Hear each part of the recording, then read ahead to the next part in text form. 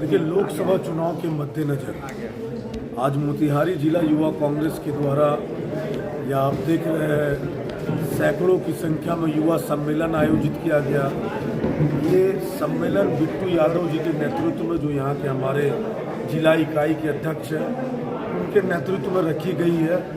किस प्रकार आने वाले चुनाव में, जो कि 10 दिनों के बाद इस क्षेत्र में होना 25 तारीख को, उसमें यूथ कांग्रेस की जो जिम्मेदारी है और यूथ कांग्रेस के नेताओं का, पदाधिकारियों का, कार्यकर्ताओं का, कि घर घर जाकर कांग्रेस न्याय गारंटी को पहुंचाने की बात हो या बूथ में बैठने की बात हो, या ये जो झूठी निकम्मी 10 साल की जो सरकार रही भाजपा की, इस सरकार के बारे में जाकर के कैसे लोगों तक बातों को पहुंचाए, ये जिम्मेदारी यूथ कांग्रेस को आज हम लोग देने वाले हैं कि आने वाले चुनाव में जो कांग्रेस पार्टी के उम्मीदवार है यहाँ से मदन मोहन जी, उनको भारी से भारी मतों से जिता करके भेजने का काम को करेगी युवा कांग्रेस। आप पश्चिमी चंपारण लोकसभा क्षेत्र में कल से ही हैं, क्या रेस्पॉन्स देख रहे हैं, किस तरह का रेस्पॉन्स है?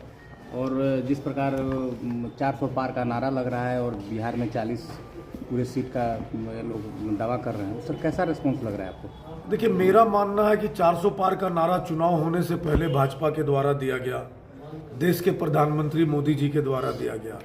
जब प्रथम चरण का चुनाव हुआ और दूसरे चरण का चुनाव हुआ तो ये 400 पार का नारा भुला चुके हैं। उसके बाद इनको 2 भैंस याद आई, फिर आपने देखा इनको मंगलसूत्र याद आया, फिर इनको मुसलमान याद आया। तो अब ये भय का माहौल बनाने की कोशिश कर रहे हैं।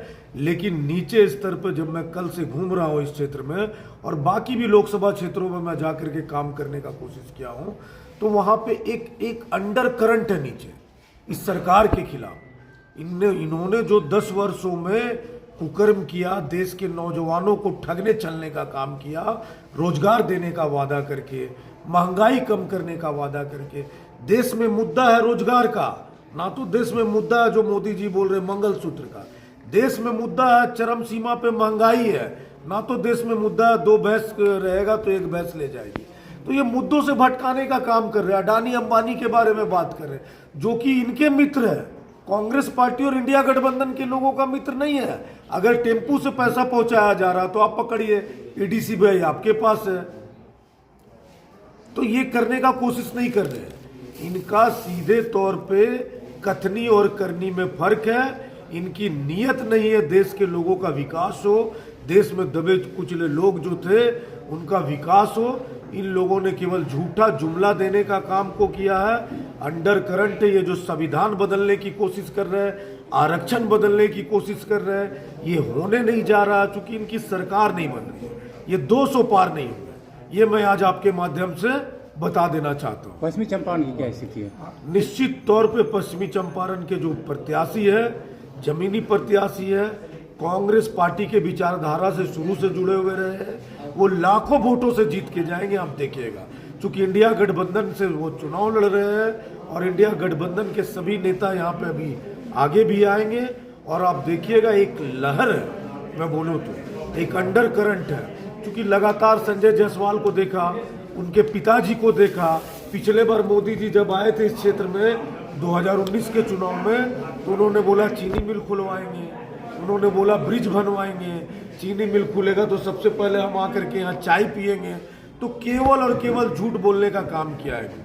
हर एक सेक्टर में जहाँ जिस संस्थाओं में कांग्रेस पार्टी नौजवानों को रोजगार देती थी, उन संस्थाओं को इन्होंने खत्म करने का काम किया। BSNL हो, एयर इंडिया हो, उसके बाद एयरपोर्ट हो, सभी जगह आप देखिएगा, अडानी एयरपोर्ट, अडानी रेलवे, इन्होंने अपने केवल व्यापारी मित्रों को लाभ पहुंचाने का काम किया 10 वर्षों में। ये देश की जनता समझ चुकी है और देश की जनता अब इनके बहकावे में आने वाली नहीं है। कोई राहुल गांधी का कार्यक्रम होने की संभावना है क्या पश्चिमी चंपारण में? देखिए, राहुल गांधी जी का कार्यक्रम किस प्रकार तय होगा ये तो निर्णय प्रत्याशी लेते हैं, क्योंकि उनके लिए काफ़ी पहले से तैयारी करनी पड़ती है। और साथ ही साथ यहाँ के जो अधिकारी हैं, जो प्रशासनिक लोग हैं, उनसे भी हम लोगों को परमिशन लेना पड़ता है, तब जाकर के राहुल गांधी जी का कार्यक्रम होता है। परसों जब समस्तीपुर में मल्लिकार्जुन खड़गे जी का कार्यक्रम था, तो आपको बताना चाहता हूँ कि 2 से ढाई घंटे देरी से उनके हेलीकॉप्टर को पटना से चलने दिया गया। हेलीकॉप्टर की जांच की गई, तो विपक्ष के नेताओं को केवल और केवल परेशान करने का काम किया जा रहा है। इनके जो पैसे पहुंच रहे हैं और इनके जो लोग भ्रष्टाचार में लिप्त हैं, ये सरकार 4 जून को जब बदलेगी तब पता चलेगा देश की जनता। Thank you.